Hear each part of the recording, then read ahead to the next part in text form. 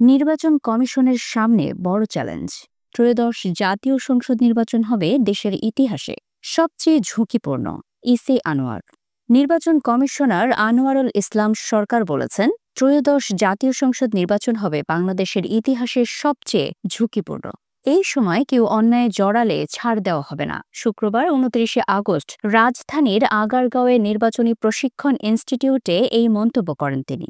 EC Anwarul Islam বলেন, নির্বাচন কমিশনের সামনে বর্তমানে সবচেয়ে বড় চ্যালেঞ্জ হল আসন্ন জাতীয় সংসদ নির্বাচন।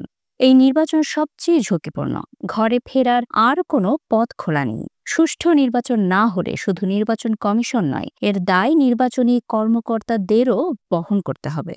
নির্বাচন কমিশন সহ নির্বাচনের সঙ্গে সংশ্লিষ্ট সবাইকে এই বিষয়ে সতর্ক থাকার আহ্বান জানিয়ে তিনি আরও বলেন, নির্বাচনে কোনো প্রকার ফাঁকিবাজি বা কারসাজি বরদাস্ত করা হবে না।